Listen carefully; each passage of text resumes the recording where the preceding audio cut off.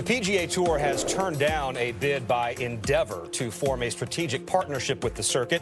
This, according to Endeavor's chief operating officer. Endeavor, which owns WWE, the UFC, and various sports agencies, including IMG, publicly expressed interest in a partnership with the Tour. It's not clear if the Tour's ongoing negotiations with Saudi Arabia's public investment fund prompted the circuit to turn down the offer. Mark Shapiro is Endeavor's president and COO, a former executive at ESPN, and he said, quote, "They've officially turned it down. We're big fans of golf and will continue to champion the PGA Tour, but we're not going to be an investor at any level."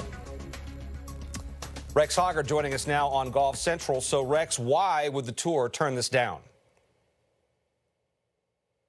Well, Whit, I reached out to the Tour and they declined comment on the Sportico story that you just talked about, but I did talk with a source who's familiar with the negotiations, and he essentially said that this entire process that the PGA Tour has been going through really since June is trying to identify the best offer, both for the PGA Tour and certainly for the PGA Tour players. It's clear that the Endeavor offer was not part of that. Now, whatever comes from this new for-profit entity that we'll eventually get to, whether if that's another investment group or whether that's the Public Investment Fund of Saudi Arabia, one of the things that has stood out in many of the conversations is player equity. And we're probably going to continue to hear a lot about that. And that was kind of part of what was going on with the Endeavor deal.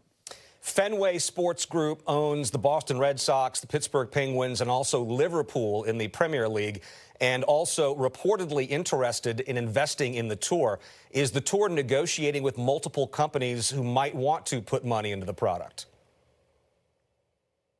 Again, going back to the source who's familiar with these negotiations, they are negotiating with other companies, Fenway being part of that. According to that source, they're trying to evaluate the remaining handful of proposals right now. You look at that December 31st deadline that is on the framework agreement, get an idea how quickly we're moving in that direction. Now, as far as negotiating with other bodies, whether if that's Fenway or the Public Investment Fund, it is interesting on Friday, after the Sportico report was released, Joe Ogilvy used to be a PGA Tour player, won on the PGA Tour, and he'd served on the policy board. He's now in the world of private equity. He actually sent an open letter to many of the PGA Tour's memberships, and he pointed out that whatever comes from these negotiations, the company that steps in and invests in the PGA Tour is going to want a seat at the table, and he cautioned against Tour players giving up any of the control they have right now. If you look at the PGA Tour policy board, it is a 6-4 split. There are 6 player directors on that board, so clearly the player voices are very strong, and Joe cautioned that it needs to remain that way.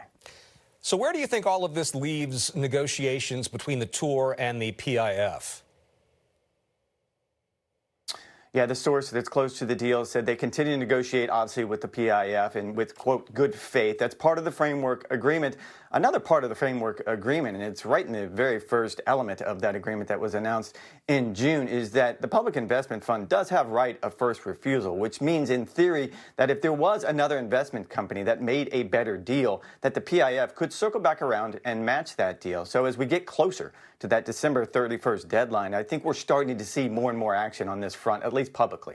Rex Hoggard joining us on Golf Central. Rex, thanks a lot.